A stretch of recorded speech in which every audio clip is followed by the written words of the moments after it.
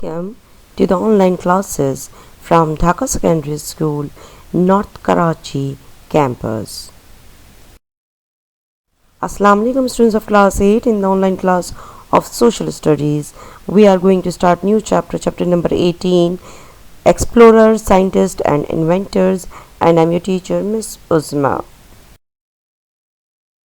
Topics of the day are introduction of the chapter and explorers. In the explorers, we will study about the David Livingstone, Edwin Robert Parry, Roald Amundsen, Sir Edmund Halley, and Valentina Tereshkova.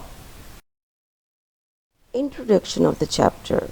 This chapter gives a brief overview of the contribution of some remarkable individuals of the 19th and 20th century.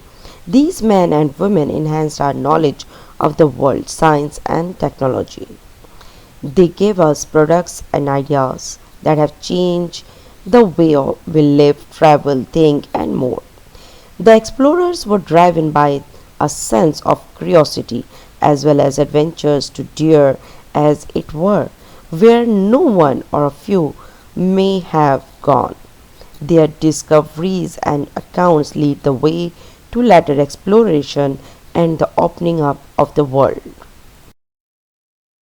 By the mid-19th century, most of the world had been explored and good maps were available for many parts of it. The main areas which were still unknown were the Amazon rainforest, which is still mainly unexplored. It has been photographed by planes and satellite so that there will be no surprises when it is opened up.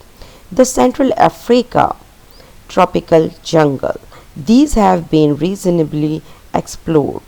The central desert of Australia now has been crossed by a series of explorers, each going a little further, and the polar region, in which we have the Arctic and Antarctic regions.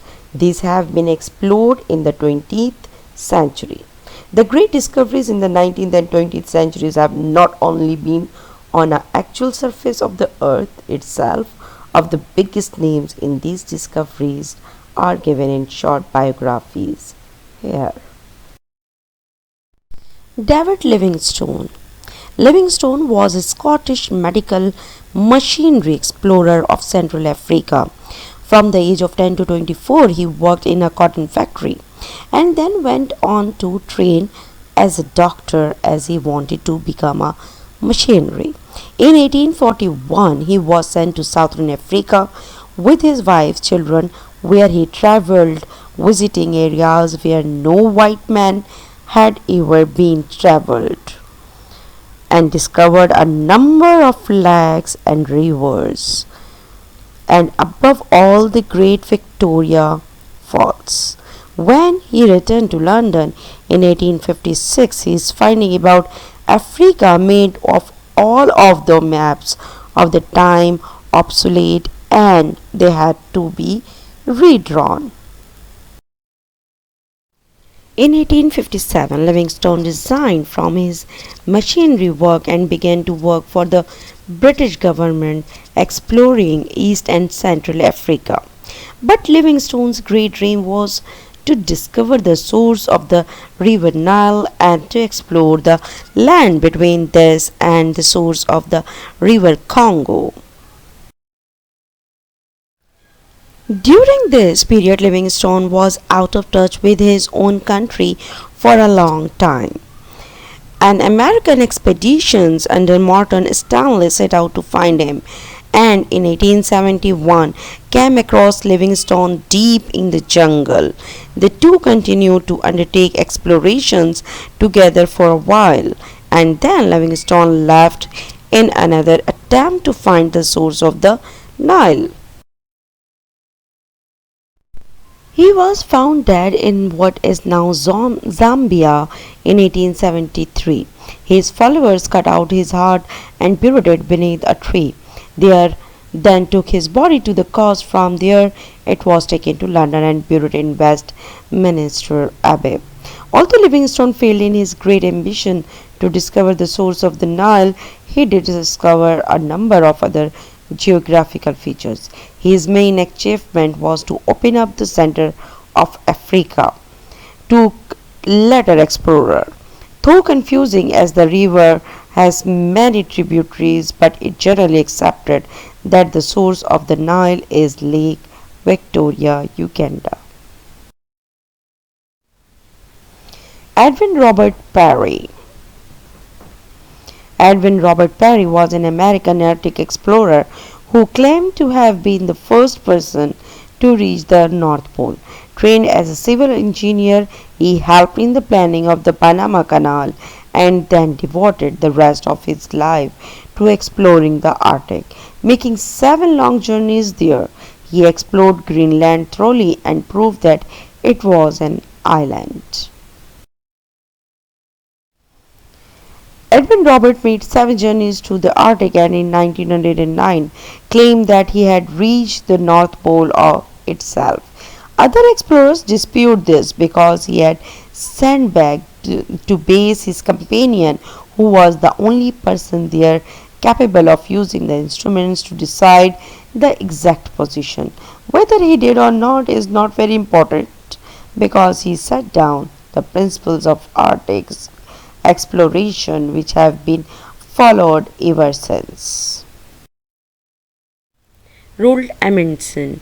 He was a Norwegian explorer who, among his other polar voyages, was the first man to reach the South Pole and to sail the fabled Northwest Passage from the Atlantic to the Pacific Ocean round the north of Canada.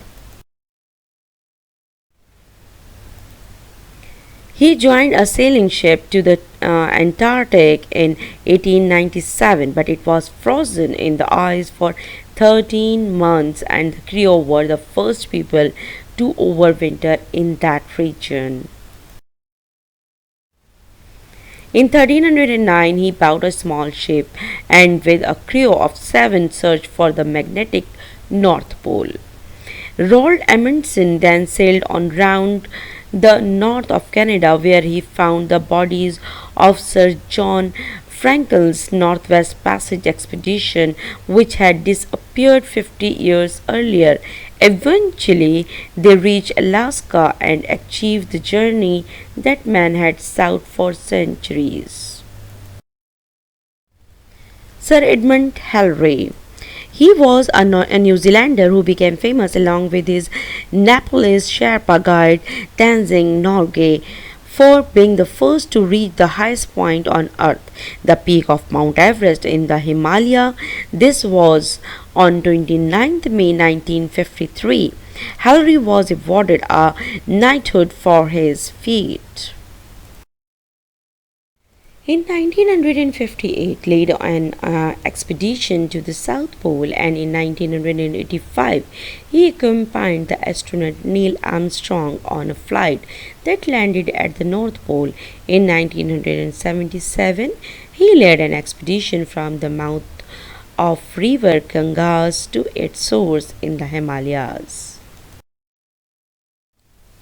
Sir Edmund Hillary was also committed to the welfare of the Sherpas through the Himalayan Trust set by him and for ecological conservation of the Himalayas. The 50th anniversary of Hillary and Tenzing's achievement was celebrated in 2003. Their sons Peter Hillary and Jamling Norgay climbed the Everest to commemorate the event. Edmund Hillary died in New Zealand in January 2008.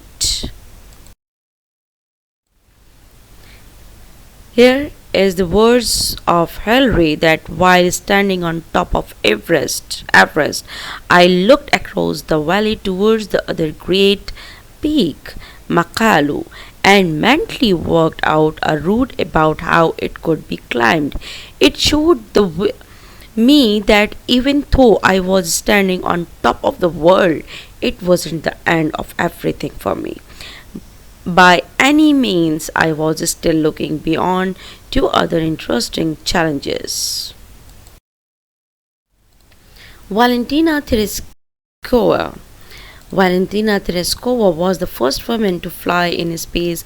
Born in Russia, she worked in a cotton factory, but her hobby was parachuting. She applied for training to be an astronaut in 1961. 2 years later, she was sent up alone in the six-manned Soviet rocket. She made 48 orbits of the Earth, lasting over 71 hours. The same year, means 1961, she married another Russian astronaut, and the birth of their first child in 1964 was a matter of great interest among scientists.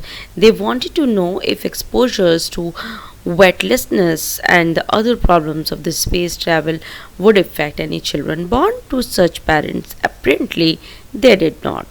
Tereshkova was awarded many honors and became deeply involved in communist politics, particularly for women's causes.